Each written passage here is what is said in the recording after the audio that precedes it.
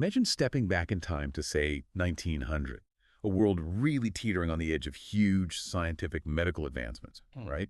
But it's also still deeply steeped in, well, alternative ideas about health and healing. Now, what if, from that exact era, a guide emerged, boldly promising to help you get well, keep well, and live 100 years without doctors or medicine? Sounds pretty radical for any age, really, doesn't it? Well, today we've actually got our hands on just such a guide. It's Professor Zhao sheds a concise and rational course in hypnotism, personal magnetism, physical culture, health breathing, and magnetic bathing, published right there in 1900. And look, it's not just a book. It's like a complete system for total wellness. It offers perspective on health that really directly challenged the conventional wisdom of its day. Our deep dive today is all about exploring that fascinating and, yeah, sometimes fiery world. Exactly. And what's truly captivating here is we're looking at a deeply holistic approach right from the turn of the 20th century. Shedd's manual, it connects everything: mental state, physical activity, and these things he calls vital forces. So our mission really is to extract these surprising, often quite radical techniques. Everything from self-improvement to direct healing, see it as a unique historical snapshot. We'll explore his specific instructions on harnessing, personal vitality and influence. And crucially, we want to understand his fervent, almost revolutionary critique of the medical profession. But just to be clear, we're doing this without endorsing or refuting his claims, just exploring. Because Shed wasn't just offering remedies, he was advocating for a complete lifestyle shift. He promised this path, to a century of health without relying on external authorities. Okay, so let's start with a concept that immediately sets the tone for Shed's radical thinking: personal magnetism. Now, for us today, that might sound a bit mystical, maybe, but for him, it was tangible, a vital force, really, at the heart of health and influence. But he doesn't just introduce it. He immediately launches into this fierce critique of how others, especially medical doctors, are getting it wrong, doesn't he? Oh, absolutely. He pulls no punches. He calls out trashy literature on the subject, especially from doctors who he claims fiercely denied the existence of magnetism for the last 200 years. Yeah. And he's very precise in his own definition. He makes it really clear personal magnetism is not hypnotism. It's not suggestion, not Christian Science, not telepathy. For Shed, it is, and I quote, one of the evidences of your vitality, the psychic or odilic force which originates in and emanates from all living organisms. So basically, he's talking about this subtle, invisible energy or life force. He believed it radiated from living beings, influencing health, interaction, everything. And crucially, its value, its quantity, depends entirely upon your mental and physical condition. It can be strong or weak, harmonious or, disharmonious, healthy or diseased. That's a very specific distinction. Framing magnetism as this odilic force tied directly to our vitality. But if it's not hypnotism, and he says it requires close contact, how does he then explain its curative power, or this idea of diseased emanations? It almost sounds like he's talking about some kind of energetic transfer between people. Precisely. Yeah, that's a good way to put it. Shed makes some truly intriguing and honestly even alarming claims. He talks about the curative power of a healthy person's vital force. But then he also warns that a vast deal of the sickness in this world, and even a large percentage of the family jars and divorces, have their origin in one person taking on diseased emanations from others, or, get this, being vampired of their vitality by people who are out of harmony with them. Vampired of their vitality. Yeah, and then he links it directly to love. He states love is founded on and has its origin in the harmonious relationship which the force of one person bears to the force of another. He even goes so far as to claim, controversially, that people who are illy mated should not be allowed to produce children. Wow. Okay. That's a rather bold societal claim. Totally. Built on this concept of personal magnetism. So how does he then distinguish this true vital force from what most people might just call charisma or persuasive power? Yeah, that's a key point. His distinctions are crucial here. He really debunks common misinterpretations. For example, when people call a speaker magnetic or a lawyer magnetic, Shed argues these are actually instances of what he calls hypnotic fascination. This works, he says, by fixing attention. He calls it the psychology of attention. True, personal magnetism, in his view, needs close contact. It doesn't act at a great distance, unlike, say, the persuasive power of a speaker's voice or their logic or gestures. That's fascination, not magnetism. Right, that's a critical differentiator he's making. So if you're not trying to, hypnotically fascinate someone, but you genuinely want to cultivate this true personal magnetism, what does Shed actually prescribe? He mentions the two great secrets. He does. And the first one is very physical. It's build and maintain a vigorous and robust body and a strong mind. by living temperately, exercising with moderation and regularity, keeping the emunctories of the body in a healthy condition, the feet warm and the head cool, and avoiding medicine as you would a death-dealing pestilence. Strong words there. Definitely avoiding medicine like the plague. Okay. What's the second secret? The second is more about your mental and ethical stance. Look first to the justice of your cause. Go about your undertakings with an air of confidence and a positivity of manner. He says, the power through which man acts is the will. Never vacillate or waver mentally when you know that you are right. And he also emphasizes cultivating sympathy and kindness. He actually says there's more magnetism in sympathy and kindness than in vinegar and contempt. That's an interesting blend. Physical discipline, mental toughness, and ethical conduct. It kind of raises an important question for us today, doesn't it?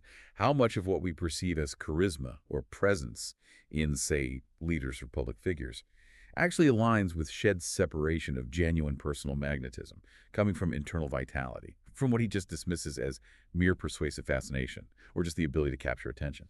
Okay, so we've explored how Shed viewed these invisible forces, personal magnetism. But for him, health wasn't just about the unseen. It was also profoundly about daily physical habits.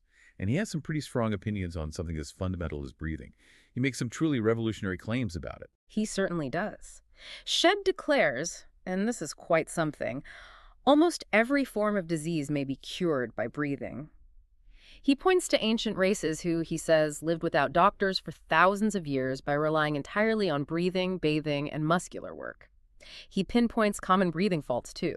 He notes that most people use less than 60% of their lung capacity, and they often breathe through their mouths instead of their noses, which he says is productive of much trouble.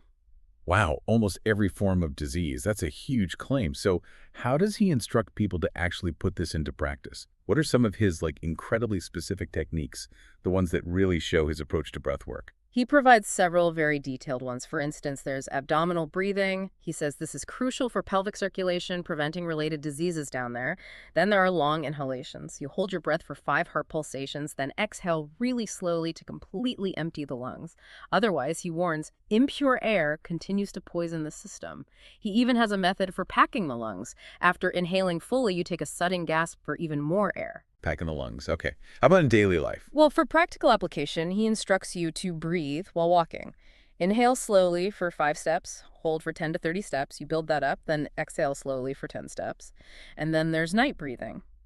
Before sleep, a really detailed routine involves deeply filling the chest and abdomen, slightly raising your back, doing abdominal work, then continuing deep inhalations and slow exhalations through the nose until you fall asleep. He promises it'll drive away nervousness and worry. And for specific problems, he gets even more precise, right? I remember reading something about pelvic trouble. Yes, exactly. For what he calls pelvic trouble, including uterine trouble or sexual weakness, he advises a 30-minute routine twice a day. You lie on your back, fill your lungs, swell the lower abdomen, and then importantly, you send the mind strongly from the pit of the stomach down to where the disease is located. He claims to have cured scores of the most distressing cases of female trouble by this method.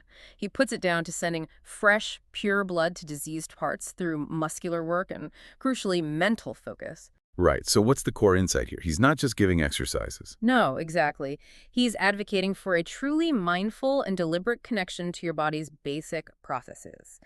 Long before mindfulness became, a buzzword, he's basically saying that conscious control over your breathing is a direct lever for internal healing and vitality.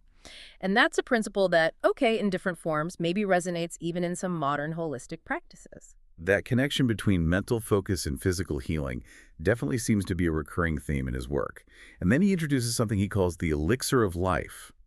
Sounds like a culmination of these ideas, maybe. It really is. This is a daily practice, 15 to 30 minutes. You sit comfortably, close your eyes, completely relax, he says, imagine you're sinking down. And then you go into what he calls abstraction, basically, emptying your mind or thinking only pleasant thoughts. While you're in this state, you breathe deeply. Shed promises this practice will add years to your life, make your work easy, rest your mind, and give you a general invigorating which you can get in no other manner. Notice, he even claims ancient peoples practice this daily. Okay, so internal cleansing, invigoration through breath, focused thought, got it. But for Shed, health also had this really crucial external component, bathing. And not just any old bath, but what he specifically calls magnetic bathing, a very precise and quite cold regimen. Indeed. He views the skin as the body's great emunctory. That's an old term for an organ of excretion. So basically, a major pathway for the body to eliminate waste and toxins. He thought it eliminated even more than the bowels and kidneys. So healthy skin was paramount.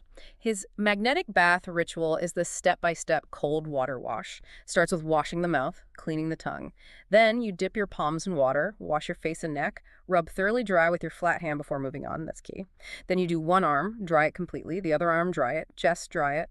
Then the abdomen, he says, knead it well, pinch the skin to bring blood to the surface, then dry. Then the spine, each leg, and finally the parts between the legs, always drying each part fully before the next. And that drying process is critical, isn't it? He really emphasizes rub dry with towel and finish with the flat hand till absolutely dry on each part before moving on. And he makes this clear distinction too. This cold bath is every morning. Soap and tepid water, only once a week, no more than 5 minutes, followed by a cold rinse. Exactly. And Shedd's claim for this bath is quite bold. He calls it perfection itself. He says it cleans the skin, closes the pores in a healthy way, invigorates the nerves, prevents colds, tones up the whole system. He even states there's no excuse for not taking it, claiming it can be done in the smallest drawing room of a sleeping car with a pint of water without the use of a bathtub. A pint of water in a sleeping car. That's a very particular vision of commitment, isn't it? It certainly paints a picture of a man who believed his methods were just universally applicable no matter what. But of course, beyond the breath and the bath, Shedd's system also heavily emphasized physical movement. How does he integrate physical culture into this whole approach? For Shedd, physical culture was absolutely foundational, deeply rooted in ancient wisdom, he believed. He points to Chinese practices from 2600 BCE, the Greeks, the Romans, Peter Henry Ling in Sweden, all recognize the importance of physical training for health. He argues most people don't walk, stand, or sit right. Many use less than 65% of their lung capacity. He echoes people like Hippocrates. He who eats without taking exercise cannot be well. And Plato on physical development. For Shedd, movement is one of the primordial products of life and the regulator of all vital conditions. And he explicitly says, don't you believe for a minute that physical training is a new thing because doctors have not taught you how to keep well. Ouch. Right, he connects it to this long lineage of wisdom, not some new fad. Mhm. Does he offer a specific routine then? How to actually do this physical culture daily? Oh yes, he lays out a quite detailed morning routine. It starts with a face massage, specific finger placements around the nose and eyes to invigorate the complexion, prevent dark lines. Then, right when you wake up, the how to stretch method. Lying on your back, grasp fingers, stretch arms up, feet down, swing the hips. He emphasizes getting out of bed slowly. Let the blood get out of the brain first, he says. Then standing stretches, up on your toes, arms reaching up. And crucially, he advises on breathing during the exercises. Always fill the lungs comfortably full and hold the breath during the entire movement if convenient. If your head aches, he says, stop the deep breathing for a moment. It's just disused lung cells waking up, then resume. Okay. And he details a whole set of specific exercises too, right? Not just general movement. Yes, he outlines 20 specific exercises. Pretty comprehensive. Covers a broad range. Toe raises, arm circles, neck turns, leg swings, hip swings, forward bends to touch the floor without bending knees, good for lumbago and constipation, he claims. Various abdominal exercises, too. Yeah. And he gives advice for progression, increase reps daily. He even offers modifications, like a specific lunge exercise for ladies with large hips to reduce them in a very short time. Interesting. Any general advice on the workout? Yeah, his general advice is work on your culture till you are a little warm. And, maybe counterintuitively, when you feel the worst is the time when you need training the most. He even suggests working sore muscles more often, not less. Okay, so we've covered breathing, bathing, and movement. Now here's where Professor Shedd gets particularly spicy, his dietary wisdom, especially the use of lemons and fresh fruit. He launches this intense, almost theatrical criticism of doctors about lemons. He certainly doesn't hold back on that one. Shedd advises taking the juice of half a lemon in water every morning, no sugar, and then 1 or 2 whole lemons in the evening, especially for what he called biliousness. That was a common term back then for digestive upset, liver issues, that kind of thing. And he claims if you mention lemons to your doctor, they will turn green, their hair will all turn forward like the bristles on an enraged cat, and they'll appear to be affected like a camp-meeting deacon with the Jim Jams. Quite the image. Yeah, quite the image. Why such a reaction, according to him? Because, he claims, lemons will antidote any kind of poison in the system. and thus kill the effects of the doctor's rank poisons. His words. He goes on to claim lemons prevent ossification of the muscles and liming of the bones, which he says are what make us grow old. He calls them a positive antidote for all diseases of the blood.